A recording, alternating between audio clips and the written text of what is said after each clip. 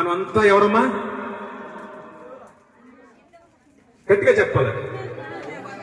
హిందువుగా జీవించు, హిందువునని గర్వించు.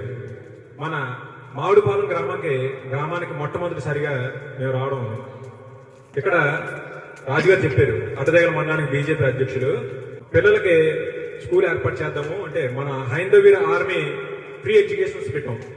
అంటే ఈ గ్రామంలో హైందవీర ఆర్మీ ఫ్రీ ఎడ్యుకేషన్ ఏర్పాటు చేయడానికి వచ్చాం ఈ గ్రామానికి.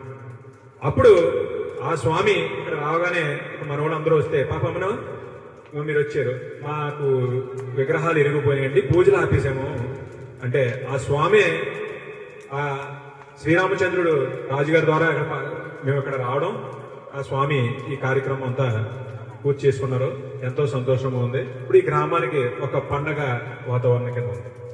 సరే, ఇక మీకు విషయానికి వచ్చేద్దాం. ఇప్పుడు మీరందరూ ఎంతకాలం హిందువులుగా ఉంటారో చెప్పాలి. మీరందరూ ఎంతకాలం హిందువులుగా ఉంటారో గ్యారంటీ ఇవ్వాలి నాకు. మీరు హిందువులుగా ఇంకా ఎంతకాలం హిందువులుగా ఉంటారు? మీరుంటారు, మనం ఉంటే ఒక గట్టిగా ఒక 50-30 సంవత్సరాలు అంతేనా? నెక్స్ట్ జనరేషన్ పిల్లలు ఏంటి? నేను ఎందుకు అడుగుతున్నానండి ఈ ప్రశ్న? గ్రామానికి వెళ్తున్నాం. 2 కుటుంబాలు, ఫస్ట్ ఒక కుటుంబాన్ని నెమ్మదిగా క్రైస్తవ మతంలో మారుస్తున్నారు. తర్వాత 2 అవుతున్నాయి, 2 3 అవుతున్నాయి, 3 4 అవుతున్నాయి, 4 5 అవుతున్నాయి. 5 అవగానే ఆ గ్రామంలో దాదాపు 100 కుటుంబాలు ఉన్నాయి, 70 కుటుంబాలు ఉన్నాయి, 150 కుటుంబాలు ఉన్నాయి. కానీ వీళ్ళ 5గురు కలిపి ఆ గ్రామంలో ఎటువంటి పర్మిషన్ లేకుండా, ఇటువంటి గ్రామ పెద్దలు ఎటువంటి ఆమోదం లేకుండా, ప్రభుత్వం వారు ఎటువంటి ఆమోదం లేకుండా వాళ్ళు పెద్ద చర్చలు కడుతున్నారు. సరిపడకు పెద్ద చర్చ ఎందుకు కడుతున్నారు? అంత పెద్ద ఆ ఊరంత జనం అక్కడ సరిపోతారు. అవునా కదా? మన వాళ్ళు అక్కడ ఏ కార్యక్రమం చేసుకున్నా, వాళ్ళు ఏ పుట్టినరోజులు అవ్వచ్చు, లేకపోతే పెళ్లిళ్ళు అవ్వచ్చు, మిగతా ఏ కార్యక్రమాలు చేసుకున్నా వాళ్ళు మన గుడి దగ్గరకు రారు. వాళ్ళ కార్యక్రమాలు చర్చలో పెడతారు. మీ 70-80 కుటుంబాలు ఎన్ని ఉన్నాయి, అన్ని కుటుంబాలు అక్కడ రమ్మంటారు. మీరు అందరూ అక్కడికి వెళ్తారు లేదా? అప్పుడు కొడతాడు దెబ్బ మిమ్మల్ని. నూనె వేసి నమ్ముకోండి పేదలని చెప్పినప్పుడు మార్చి ప్రయత్నం చేయాలి. అక్కడి నుంచి కనెక్ట్ అవుతారు. సరే, ఆ విషయం పక్కన పెడితే మీరు అందరూ కూడా గుడికి వస్తారు. మీరు ఏ కార్యక్రమాలు చేసుకుంటారో, మీ పెళ్లిళ్ళు చేసుకుంటారు, గుళ్ళో పెట్టుకుంటారు. వాళ్ళు మీ కార్యక్రమంకి వస్తారా?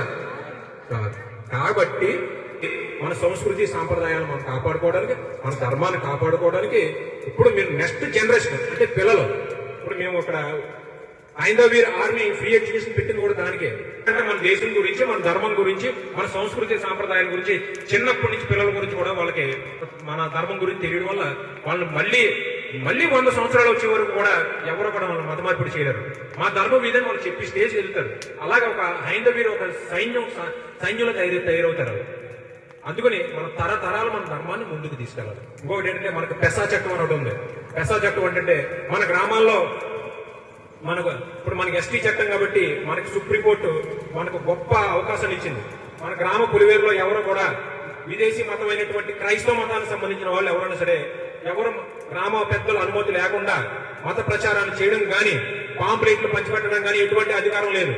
అది అతిపెద్ద క్రైమ్. అది ఒక ఎస్టీ చట్టం ఉన్న వాళ్ళు గిరిజనుల్ని మోసగించి మాయమాటలు చెప్పి ప్రయోగాలు గురి చేసి మీకు రోగాలు తగ్గిపోతాయి, మీ క్యాన్సర్లు తగ్గిపోతాయి, హాస్పిటల్కి వెళ్ళక్కర్లేదు, ప్రార్థన చేసుకుంటూ కూర్చోండి అని చెప్పి మోసగించి వాళ్ళు మత మార్పిడి చేస్తారు. అటువంటి వాళ్ళు ప్రచారం చేయకుండా మనకు అడ్డుకోమని మనకి హక్కు ఇచ్చింది సుప్రీంకోర్టు. అంతేకాకుండా మీరు గ్రామ పులివేరులో మీకు ఎక్కడైతే ఉందో ఎంట్రన్స్ లో బోర్డులు కూడా పెట్టుకోండి. ఈ మిషనరీలు కానీ ఎవరో కూడా మా గ్రామానికి మత ప్రచారానికి మీరు నిషేధం, ఇక్కడ మన గ్రామంలో అందరూ హిందువులు చట్టబద్ధంగా రాజ్యాంగబద్ధంగా అని మనకి చట్టాలు కూడా వచ్చినాయి. ఇది అతిపెద్ద క్రైమ్. ఒక ఎస్టీ కానీ ఎస్సీ కానీ మత మార్పిడి చేయడం. భవిష్యత్తులో ఇప్పుడు ఇందాక చెప్పారు కదా, ఎన్నో తారీఖు, మే 24వ తారీఖు ఆ కార్యక్రమం కూడా పెట్టింది దానికే. ఆ కార్యక్రమం కూడా ఢిల్లీలో కార్యక్రమం. అది దేనికంటే నువ్వు క్రైస్తవులు మారిపోయావా, గుర్తింపు పొందు. మా హిందువులుగా ఉండి, హిందువులుగా నాటకాలు ఆడుతూ, హిందువులుగా డ్రామాలు ఆడుతూ, హిందువులుగా చలామణి అవుతూ నువ్వు మా హిందూ రిజర్వేషన్ పొందడానికి నీకు ఏ హక్కు ఉంది? నువ్వు క్రైస్తవులు మారిపోయావు, మా హిందూ ధర్మం వద్దని వద్దకో. ఓన్లీ మేము బలవంతం చేయట్లే, మళ్ళీ మిమ్మల్ని మా హిందూ ధర్మంలోకి రమ్మని. నువ్వు వస్తే అన్నాం కదా, కానీ మా హిందూ రిజర్వేషన్ పొందే హక్కు మా ఓన్లీ హిందువులకే ఉంది. కాబట్టి ఎవరైతే క్రైస్తవులుగా మారుతారో వాళ్ళ క్రైస్తవులకు గుర్తింపు ఇవ్వండి అని ఇప్పుడు సుప్రీంకోర్టు ఢిల్లీ వెళ్ళి మనం పోరాటం చేయడం జరుగుతుంది. భవిష్యత్తులో మన ధర్మాన్ని కాపాడుకోవడం. ఓకేనమ్మా? జై శ్రీరామ్, జై జై శ్రీరామ్, భారత్ మాతాకి. భారత్ మాతా కీ జై భారత్ మాతా కీ జై